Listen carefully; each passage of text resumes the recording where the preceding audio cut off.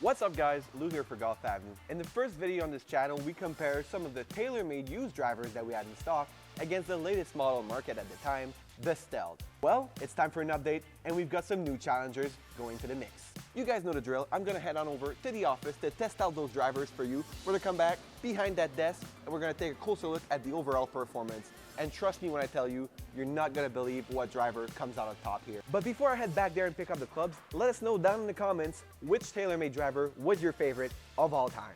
Now, it's time to go pick up our clubs. All right, while I'm giving you some sweet close-ups of the clubs we'll be testing in today's video, let's also take a look at the questions we are looking to answer with our test. First of all, how much have TaylorMade drivers improved over the last decades, or have they at all? Second, we want to know which of these drivers is best suited for a beginner's skill set. And of course, we want to know which one offers the best boom for your buck. Now that we've taken a look at all of our drivers, let's head on over to the sim and get our test going. But just before I head on over to the sim, we've got some good news for you. If you've been thinking about changing your driver, and let's be honest, if you're watching this video, you most likely are, that's right, we recently boosted the value of hundreds of models in our trade or sell program. Who knows, your old golf club sitting in the garage might just be your way to your next TaylorMade driver. So when you're done watching this test, or even right now if you want, really, you can head on over to thegolfavenue.com and go check out the value that you'll get for your old clubs. Trust me, you won't regret it. But now, back to our regular programming, and let's head on over to our sim. So just before we get going with our test, let me address two things: what golf ball we'll be using and what shaft we'll be using, because TaylorMade has had the same adjuster for a while now, so I'm able to use the same shaft for a bunch of different drivers. First of all, the golf ball, we're sticking with TaylorMade TP5, got this beauty right here. And moving on to our shaft, we've got the Mitsubishi Tensai AV Series in the orange. This is actually my personal gamer, I game with TaylorMade, so I'll be able to use this shaft on all of our drivers. But that covers it up, so let's start hitting our drivers. All right guys, I just finished testing the TaylorMade M2 2017. First of all, quick wardrobe change earlier, forgot to address that, but gotta be comfy when you're testing out drivers. Second, the M2 2017, if you've ever seen that driver before, you know just how good it is, and I've gotta say, from the performance I had with it, can't deny it. It's a great driver, feels great at impact. Bit too much of a draw for me, but that's just my problem, that's my big miss. But overall, the results were great.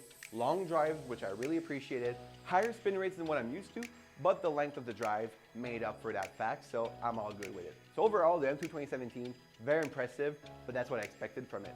Moving on, we'll go to our most recent driver, and the only one in new condition that we have, the QI35. And right before I get going with the QI35, who would I be if I didn't offer you that good golfer ASMR? So here we go with the QI35, opening the club head. I'm gonna try to put my mic as close as possible to it, let you hear it. Oh yeah.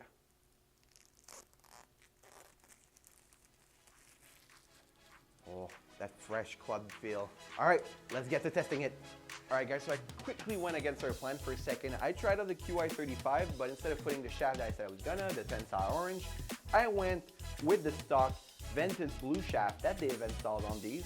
And the reason why I tested it with this shaft specifically is because I wanted to see what type of performance you guys can get at home with the stock shaft that you'll have in the QI35. What I will say is that if you need some spin to get the ball off the tee when you're teeing off, the QI35 will provide you with plenty of spin. Actually, in my opinion, my drives weren't as long with the stock shaft just because the spin was too high for my personal preference. But now let's try it out with our real shaft and see what it can do. So I just got done testing the QI35 this time with the right shaft, our Tensai orange. I will say that the spin rates were still very, very high. Not my personal preference. So obviously the QI35 is probably not the driver for me, but fortunately we've got more drivers in this list. Just before I put this baby away and start testing the SLDR, I wanted to let you guys know that this driver, this specific one, will be available for purchase on thegolfavenue.com. Moving on to our TaylorMade SLDR, it is the oldest model on our list. As you can see here, it has been worn a bit, but not to worry about the look of it, the performance is what we're after. Again, the only thing here that we have to know is that the shaft I'll be using is different for this one simply because the connector is not the same for this TaylorMade driver. But nonetheless, I'll give you the results and I'll test them for you. So let's get after it.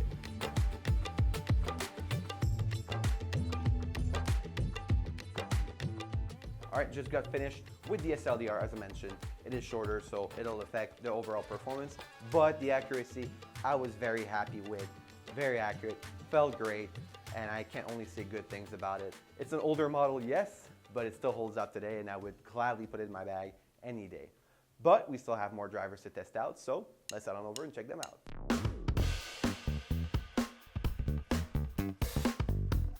So I just got done testing our M6 drivers. I've got a few lowlights, but many highlights for you. So when it comes to the highlights, right away, very consistent, very forgiving. Actually, it's the reason why I've had it in my bag for so long back in the day. It was very reliable whenever I was teeing off with it. Only lowlight, and it's not really massive, it's a small one that does need to be addressed, is that when it comes to trajectory, it's not optimal for me. It was launching the ball a bit too high and with too much spin, in my opinion, which ended up costing me a bit of distance, but overall, I was still appreciative of it, and obviously, as I've let you know, I used to have it in my bag, and for good reason. So if you're looking for something that's reliable, forgiving, but it will produce good distance, the M6 is the winner for you here. But we've got one more driver to look at, so let's head on over and test our Stealth. So just got done testing the Stealth driver. Few things right away. The carbon club face, it's a bit of an adaptation if you're going from older drivers, just like I was going from with the titanium club face. The new carbon club face does feel a bit different. The sound is more glassy, if you will, or more of a shatter rather than an explosion. It's something different. It might not please every golfer, but personally I find it very natural now that I've been used to my QI10 for so long already. The other thing I will say is that I think it has the potential to be the most powerful drivers of all the one I tested out today. It really feels like you're able to transfer the power and the weight at impact very nicely with the Stealth. So if you're a beginner or a mid-handicapper looking to take the next step in your game and maybe reach new distances or new objectives off the tee, the Stealth might be the one for you. Keep in mind it was the first iteration of the carbon club face, so there are some misses here and there, but overall a very good driver, very nice performance, and much more affordable than the new carbon club face drivers that just came out on the market. So just something to keep in mind. Now that we've covered the Stealth and all of our drivers, it's time to head back to the FC, do a proper full-on comparison and see which one came out on top. And most importantly, we're gonna answer the 3 questions that we posed at the start of this video. All right, let me wrap it up here and I'll see you at the FC.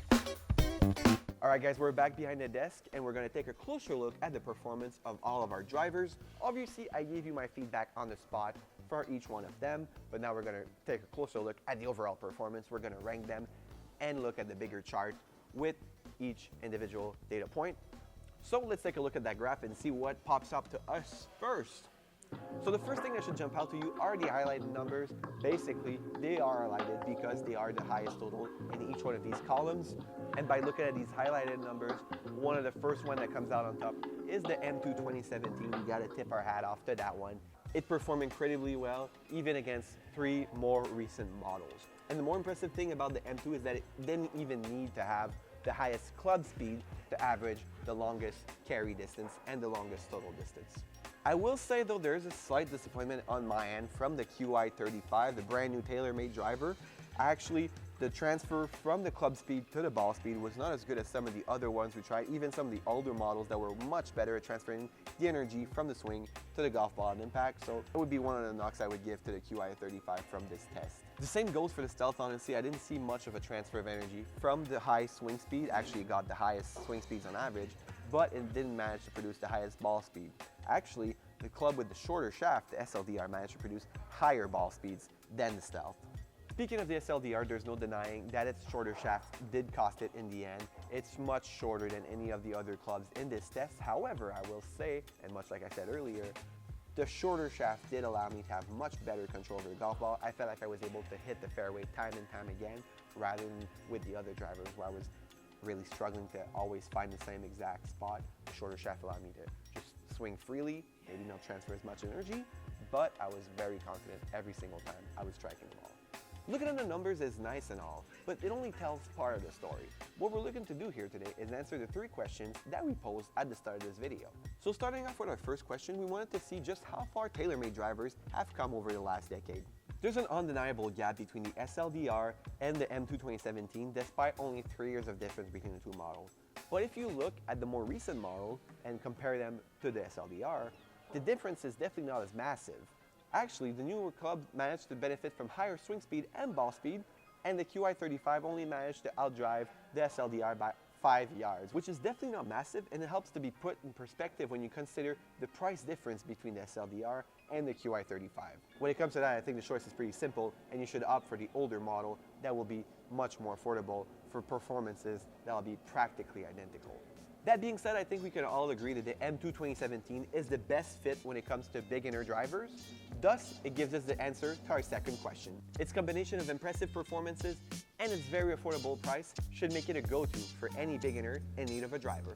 However, if you put a premium on forgiveness, then I would suggest you look into the M6. It does come at a steeper price tag, but it's much more forgiving than the M2 2017. Speaking of spending on clubs, with our last question, we wanted to know which club provides you with the best boom for your buck, or in other words, which one provides you with the best performance for its price tag.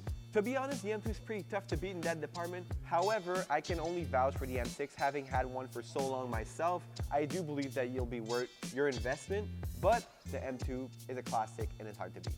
But now that we've got all of our questions covered, you should be able to make a more informed decision when it comes to picking your next TaylorMade driver and adding it to your golf bag. And as always, I just want to end this video by reminding you that used golf clubs still have plenty of game to offer, and they won't have nearly as much of an impact on your wallet as brand new golf clubs. Actually, all the drivers featured in today's video, except for the QI35 obviously, were used golf clubs and are still up for grabs on the golfavenue.com right now. Actually, now that I've used the QI35, it's also up for grabs, so don't miss out on your chance. And as I said earlier, don't forget to check out our trade and sell program. You can help knock a few bucks off your next driver. And before I let you go, I just want to remind you to subscribe to Golf Avenue's channel to help us grow the community, and leave a like on the video below if you enjoyed today's content.